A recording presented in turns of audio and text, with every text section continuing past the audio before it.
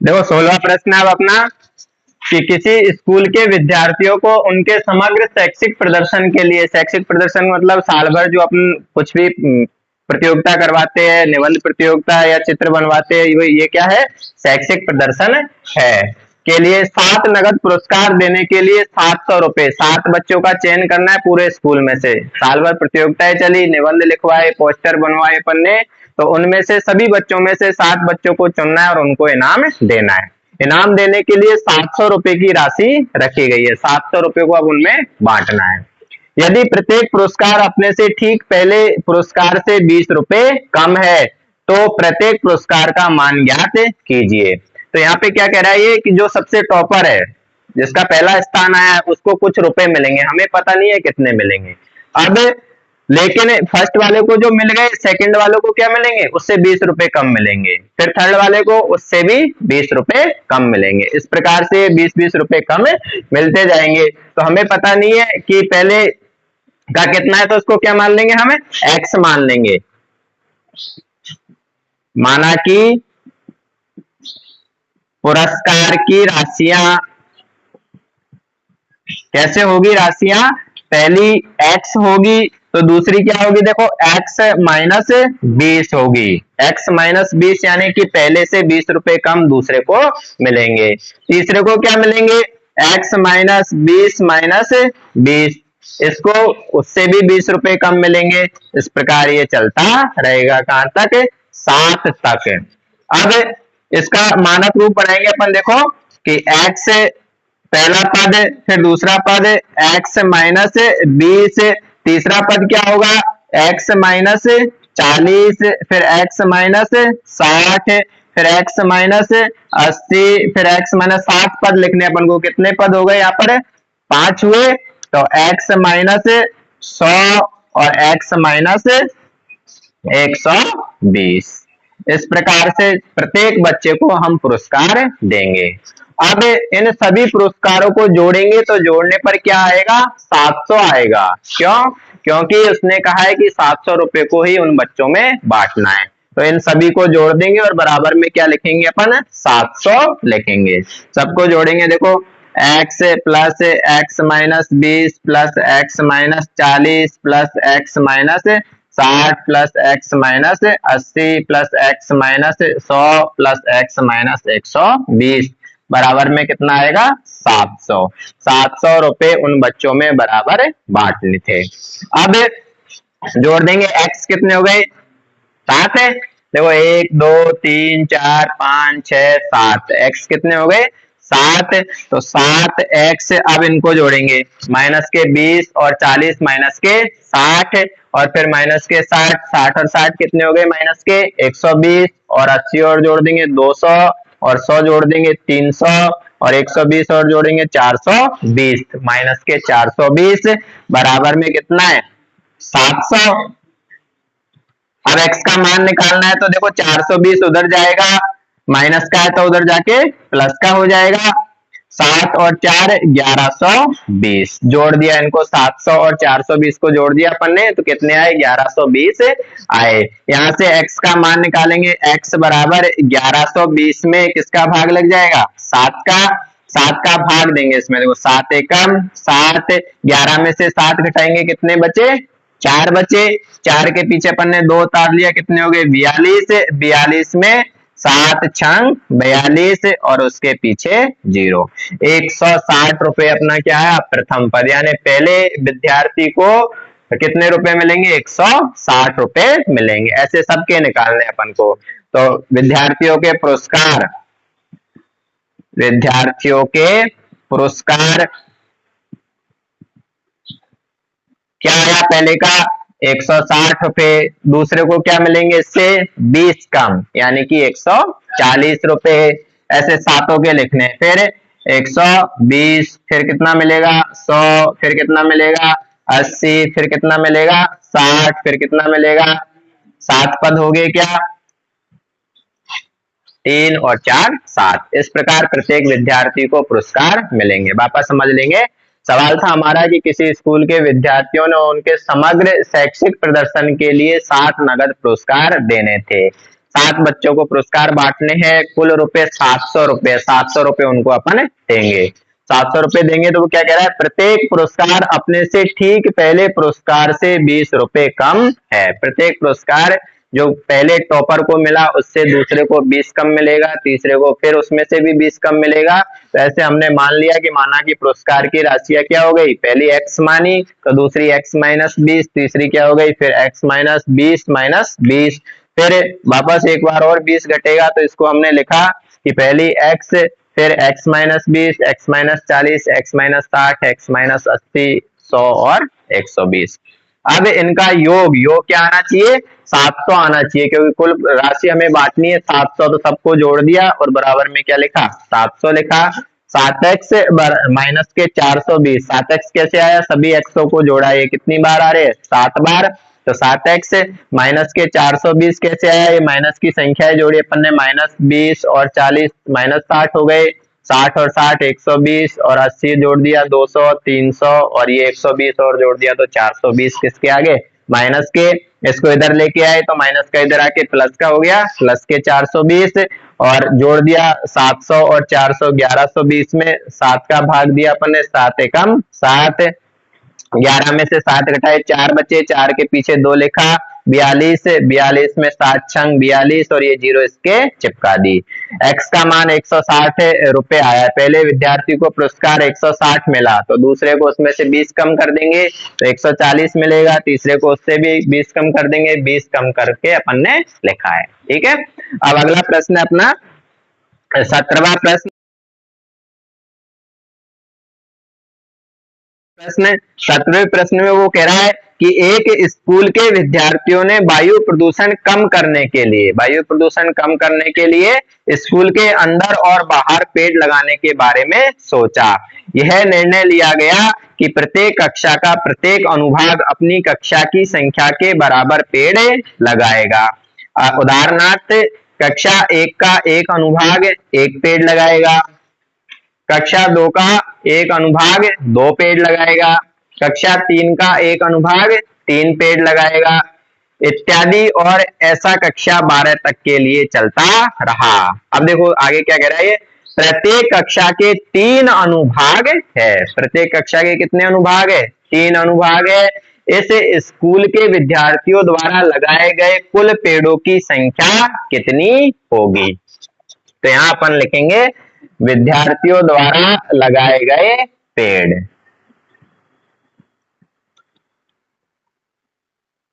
लगाए गए पेड़ अपन लिखेंगे लगाए गए पेड़।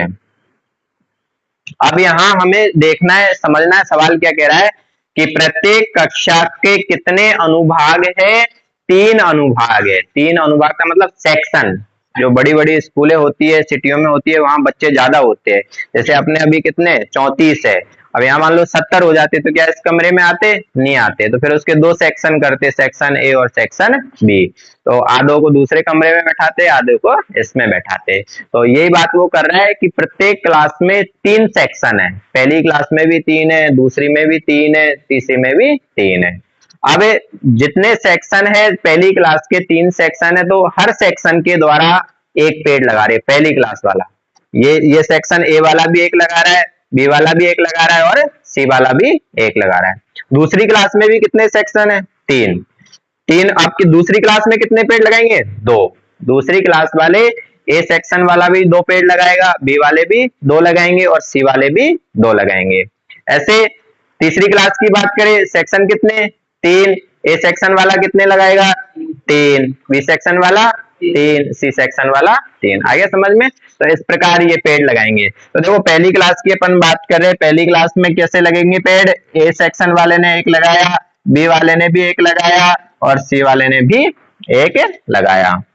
दूसरी क्लास की बात करेंगे तो 2 प्लस 2 प्लस 2 ऐसे पेड़ लगाएंगे। तीसरी क्लास की बात करेंगे तो 3 प्लस 3 प्लस 3, ऐसे ये चलता रहेगा और कहां तक 12 क्लासों तक।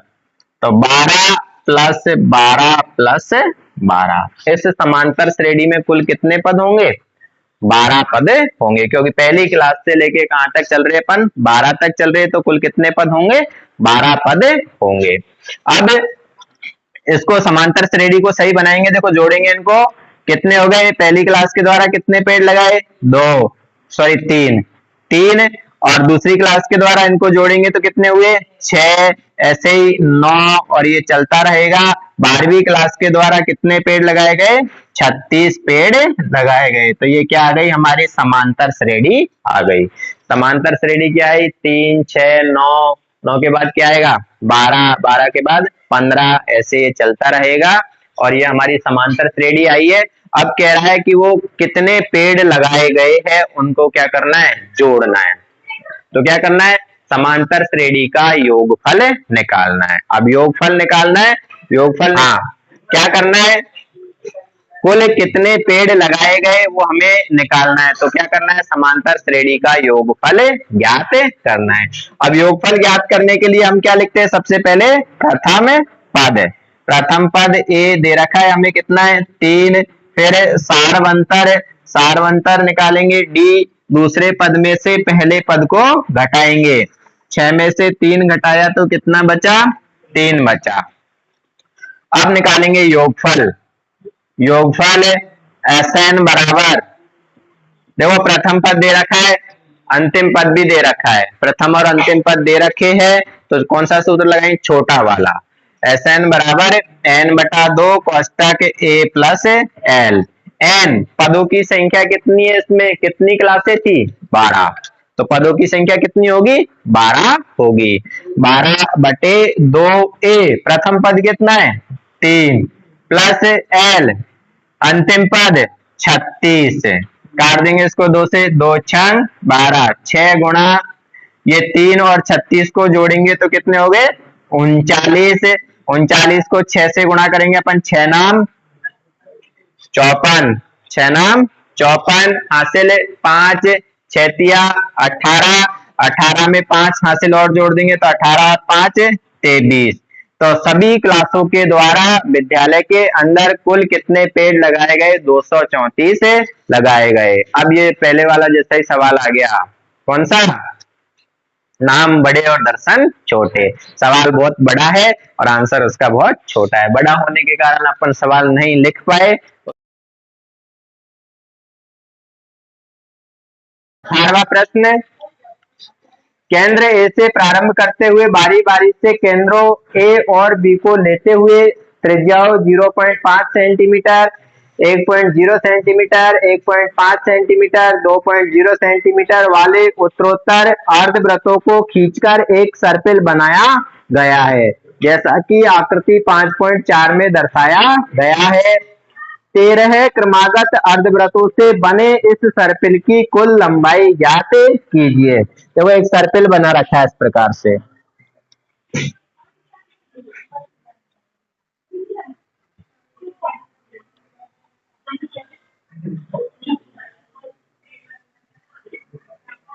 ए बी, ये L1 है, ये L2 है, ये L3 है। केंद्र ए से प्रारंभ करते हुए, केंद्र ए से प्रारंभ करते हुए बारी बारी से केंद्र ए और बी को लेते हुए, जैसे ए फिर केंद्र बी लिया, फिर केंद्र यहाँ पे सी लेंगे, फिर यहाँ पे डी लेंगे, ऐसे बारी बारी से केंद्र लेते हुए त्रिज्याओं 0.5 सेंटीमीटर, ये देखो एक अर्धवृत्त बन रहा है बीच में, आधा वृत्त, इसकी त्रिज्या है 0.5 सेंटीमीटर, ये आधा वृत्त यहाँ बना, फिर इस तरफ भी एक और आधा वृत्त बन रहा है, इसकी त्रिज्या कितनी है अब 1 सेंटीमीटर, फिर ऊपर एक आधा वृत्त बन रहा है ये वाला, अब इसकी त्रिज्या है 1.5 सेंटीमीटर, फिर ये वृत्त बन रहा है, इसकी त्रिज्या है अब 2 सेंटीमीटर। ऐसे ये सर्पिल चल रही है कहां तक, 13 तक। इसने कहा है 13 क्रमागत अर्धवृत्तों से अपने इस सर्पिल की कुल लंबाई क्या है। अब समझना हमें यह है कि सर्पिल की लंबाई क्या होगी, यहाँ से लेके यहाँ तक, ये आधा, फिर वापस यहाँ से लेके यहाँ तक। तो हम जानते हैं कि ये जो भार की जो लाइन होती है, इसको हम, ये पूरा क्या होता है, वृत्त, वृत्त की इस लाइन को हम क्या कहते हैं, परिधि, परिधि। अब क्योंकि हर बार आधा वृत्त बन रहा है, आधा वृत्त बन रहा है, तो क्या होगा, आधे वृत्त की परिधि, वृत्त की परिधि का सूत्र क्या होता है, वृत्त की परिधि 2 पाई r। आधे वृत्त की यदि निकालेंगे तो आधे वृत्त की क्या हो जाएगी, पाई आर, वृत्त की 2 पाई आर और आधे वृत्त की पाई आर। तो यहां पहले अपन लिखेंगे अर्धवृत्तों की त्रिज्याएं, त्रिज्याएं दे रखी है हमें, क्या है 0.5 सेंटीमीटर, 1.0 सेंटीमीटर, 1.5 सेंटीमीटर, ऐसे ये चल रही है। अब हम सर्पिलों की क्या निकालेंगे, लंबाई। सर्पिलों की लंबाई पहले की क्या होगी, देखो ये वृत्त की, आधे वृत्त की परिधि पाई आर, पाई आर त्रिज्या कितनी है 0.5, फिर पाई दूसरे की निकालेंगे यहां से यहां तक, तो पाई आर, अब दूसरे की त्रिज्या क्या है 1.0, फिर पाई आर 1.5, ऐसे ये चलता रहेगा कहां तक, 13 पदों तक। अब देखो इसको गुणा कर देंगे, 0.5 को पाई से गुणा करेंगे तो 0.5 पाई, फिर 1 को पाई से गुणा करेंगे तो 1 ही पाई आ जाएगा, 1.5 पाई, इस प्रकार ये चलता रहेगा। सबसे पहले तो हम निकालेंगे कि इसका वो 13वां पद क्या होगा, 13वां पद निकालना है अपन को। 13वां पद निकालेंगे तो उसके लिए अपन यहाँ लिखेंगे प्रथम पद, प्रथम पद a बराबर 0.5 पाई, फिर सारवंतर, सारवंतर d बराबर दूसरे पद में से पहले पद को घटाएंगे, पाई में से घटाएंगे 0.5 पाई, d बराबर ये देखो 1 पाई है, 0.5 का मतलब क्या होता है आधा, 1 में से आधा घटाया तो आधा पाई बचेगा, आधा पाई का मतलब 0.5 पाई। अब हमें निकालना है इस सर्पिल का 13वां पद, 13वां पद क्या होगा, a 13 बराबर मानक रूप क्या होता है a प्लस के 12 d, एक कम d।